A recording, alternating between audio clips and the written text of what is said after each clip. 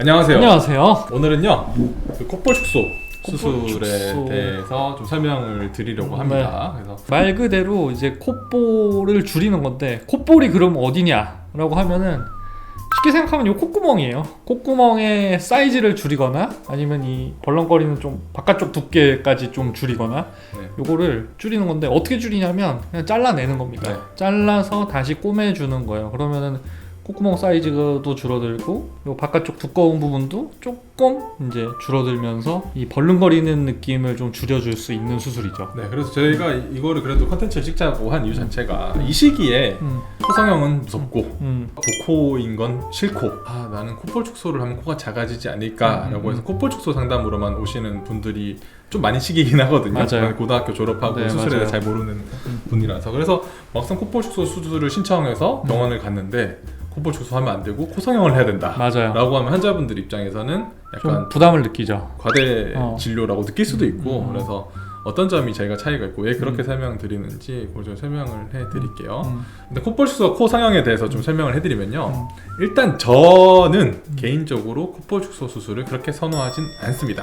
적응증 자체를 굉장히 좀 좁게 보는 맞아요. 의사 중에 한 명이에요. 네. 왜냐하면은 이게 여기만 줄여 가지고는요 이게 100% 예뻐지지도 않을 뿐더러 이거를 이렇게 먼저 줄이고 나중에 코성형을 하면요 콧구멍이 굉장히 작아질 가능성이 큽니다. 콧구멍 모양 자체 굉장히 좀 불편한 모양으로 변할 가능성이 일단 커서. 대부분 제가 생각할 때 콧볼 축소를 해달라고 하시는 분들은 지금 김원장 코랑 비슷한 느낌이 있어요. 김원장 코는 보면은 여기 콧볼 말고 가운데 콧망울 콧망울 부분이 약간 커요.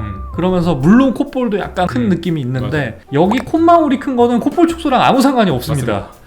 근데 이 콧망울이 큰 사람들이 또 내 코가 보코라고 많이 느낀단 말이죠. 그렇죠. 근데 그런 사람들이 콧볼 축소를 하면은 여기는 가만히 있는데 여기만 줄어드니까 사실 큰 효과를 보기는 좀 어렵다는 맞습니다. 거죠. 그래서 콧볼이라는 건요 넓어요. 넓은데 이거를 높이면 줄어요. 다다리꼴이 이렇게 넓은 이제 코가 있다면은 높여가지고 이렇게 줄여주는 게 1번이고 그래도 남는 게 있다면은 살짝 정리를 해서 콧볼 축소를 해주자라는 그러니까. 게 저는 제 내가 지론이거든요. 보여줄게.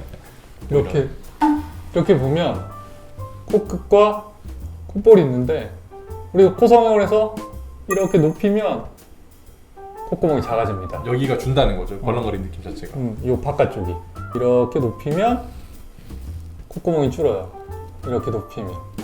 근데 우리가 수술하기 전에 미리 콧볼 축소가 되어 있던 분들은 콧볼이 이미 줄어 있기 때문에 콧구멍이 너무 찝혀진다는 그렇죠. 거죠. 그런 느낌이 들 수 있기 때문에 저는 개인적으로 그렇습니다. 이제 코성형은 무조건 권장할 수는 없고 근데 나는 절대 코성형 안 할 거예요. 근데 이 벌렁거리까지 그것도 중요합니다. 여기가 아니고 여기예요. 여기를 좀 줄이는 게 좋을 것 같습니다. 라고 하면은 콧볼 축소해도 괜찮습니다. 근데 추후에 코성형을 조금이라도 계획하고 있거나 내 코 모양에서 조금 더 개선이 됐으면 좋겠다고 하시는 분들은 그렇게 권해드리지는 않습니다. 그래서 수술 전을 보시면요 이제 전형적인 보코도 있고 그 다음에 살짝 벌렁코도 있습니다. 여기를 보시는 거예요. 오늘은 전체적인 이제 라인도 보지만 여기가 생각보다 많이 줄었죠. 그치. 이게 이렇게 올려지면서 이 구조 자체를 봐야 되는 거예요. 아마 이 정도 코를 가지신 분들은요 원장님 저 콧볼 축소 안 해도 돼요? 라고 물어보시는 분도 많아요. 맞아요. 그래서 저 같은 경우는 물론 이제 눈 사이 거리도 봐야 되고 좌우 얼굴도 봐야 되고 코끝이랑 뭐 비율도 봐야겠지만은 일단은 그 벌렁거리는 느낌은 올려서 해결되는 경우가 많기 때문에 진짜 필요한 경우 아니면은 추천드리지 않습니다 라고 저는 설명드리는 경우가 많습니다. 콧볼 축소를 하면 여기 흉터가 남을 수밖에 없어요. 그에 대해서 또 둔감하신 분도 있고 흉터에 대해서 엄청 민감하신 분도 있는데 저는 개인적으로 이 흉터 남기는 걸 그렇게까지 선호하지는 않습니다. 그쵸. 아무래도 그래서 그게 잘 보이지는 않는 흉터인데 네. 그렇다고 절대 안 보이는 흉터는 아니거든요. 네, 그래서 저 같은 경우는 이 흉터 대비 얻을 게 엄청 많을 때 그 남기는 것 대비 코 모양이라든지 비율이 너무 좋아지겠다라는 경우만 이렇게 추천을 좀 해드리는 경우가 있습니다. 아래쪽에도 보시면요 아까 원장 그 설명했듯이 이렇게 흔히 말해서 저는 이렇게 되면 사다리꼴 쉐입에서 약간 삼각형 모양으로 변하니까 이 벌렁거리는 느낌이 줄어요. 이 코를 보면은 콧볼 써야 되는 거 아니야? 할 수도 있지만은 올리면서 개선되는 효과가 많다는 거죠. 그쵸. 이런 식으로 저는 설명을 해드리기 때문에 콧볼 축소를 고려하시는 분들은 병원 상황은 건데 콧볼 축소 안 되고 코 성형 해야 돼요 라고 하면 그것도 틀린 말은 아니라는 거죠. 맞아요. 네. 과대지려거나 뭐 쓸데없는 걸 추천하거나 그런 케이스는 아니다라고 이해하시면 좋을 것 같습니다. 옆 모양은 보시고요. 딱 직반 라인으로 예쁘게 잘 나온 것 같습니다. 2주차라서 조금 들려있고 높아 보이는 건 있지만은 시간 지나면서 자리에 잘 잡히실 거예요. 자, 다음 케이스 보시면요, 마찬가지입니다. 이렇게 봤을 때 마찬가지로 복코고 그 다음에 조금 넓습니다.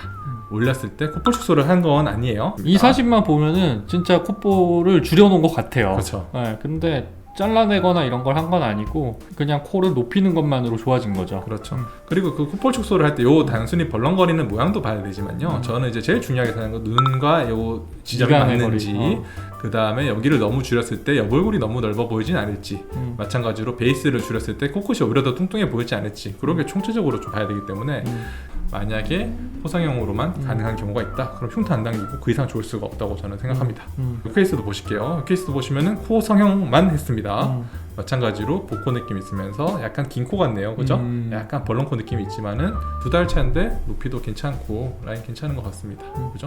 전체로 봤을 때 이 구조 자체가 일부는 조금 넓은 직사각형 정도에서 높여주니까 많이 준다는 거죠. 코 성형을 계획하셨다면 수술 전에 이분이 예를 들면 콧볼을 미리 줄이고 오셨으면 술 후에 굉장히 콧구멍이 조그매졌을 거예요. 맞아요. 그런 단점이 있기 때문에 콧볼 축소만 미리 해버리실 때는 앞으로 내가 코 성형에 대한 계획이 진짜 없는지 다시 한번 생각해보고 그래요. 결정해도 좋을 것 같아요. 그래서 순서 자체는 코 성형이 우선이지만은 그래도 코 성형이 무섭고 진짜 콧볼 축소만 하고 싶다라고 했을 때는 진짜 최소절개로 자연스럽게 이렇게 하는 걸 좀 추천을 드릴 수 있겠습니다. 네, 근데 거의 대부분은요 코 성형으로 좋아지는 경우가 많아서 많죠. 저는 진짜 그렇게 추천은 드리지 않습니다. 콧볼 축소는 저는 개인적으로 그렇습니다. 여기 흉터 남긴 걸 너무 싫어하는 사람이라서 저는 이제 크게 이렇게 설명을 드려요. 콧구멍이 작고 내가 코 성형에 대해서 조금이라도 생각하고 있으시면은 순서 자체를 조금 코 성형을 먼저 생각해 보시는 게 낫지 않을까라는 맞아요. 네. 생각입니다. 그리고 이 콧볼 축소라는 게요, 수술은 아까 원장님이 말씀하신 대로 엄청 간단해요. 크게 디자인 자르고 꼬매는 겁니다. 근데 이거는 말 그대로 피부를 자르는 거예요. 한번 이렇게 만약에 콧볼이 줄고 흉터가 나와버리면요 다시 늘릴 수가 없습니다. 돌이킬 수가 없죠. 돌이키는 방법 자체가 뭐 피부를 떼서 이식하는 방법도 있는데 그건 흉터도 너무 많이 남고요. 그래서 수술은 굉장히 간단하지만 저는 개인적으로는 신중하게 결정을 해야 되는 수술이 아닐까 생각이 됩니다. 궁금하신 거 있으신가요? 축소를 꼭 해야 되는 경우도 있나요? 코 성형을 했어요.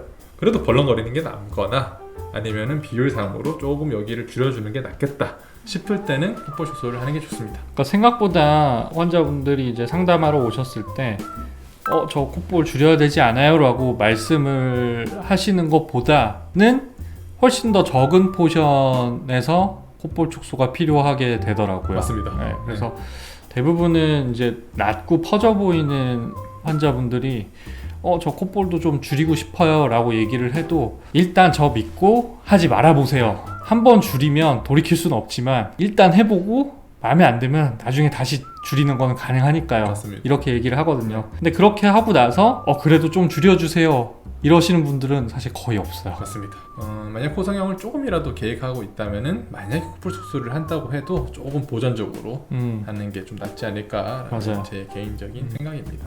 그럼 오늘은 이제 여기 콧볼 축소에 대해서 한번 알아봤습니다. 좋아요. 이런 게 근데 꽤나 도움이 되는 거라고 나는 근데 생각을 저는 하는데 이 시기에 항상 그런 친구들이 많이 오더라고요. 많이 오세요. 왜냐하면 맞아요. 이제 용돈을 좀 모아가지고 콧볼 축소는 가격도 얼마 안 비싸고 마취도 그냥 간단하게 할 수 술 있죠. 마취로 안 하는 데도 많으니까 그래서 병원에서 코 수술을 하재 갑자기 600만 원을 내놓으래. 그러면은 이거 과대 진료 아니야? 이거 나는 콧볼 수술만 하려고 했는데 왜 이게 그렇게 거짓말 하는 거 아니야? 라고 생각할 수 있는데 이런 이유가 있다라는 걸 좀 잘 이해를 해주셨으면 좋겠어요.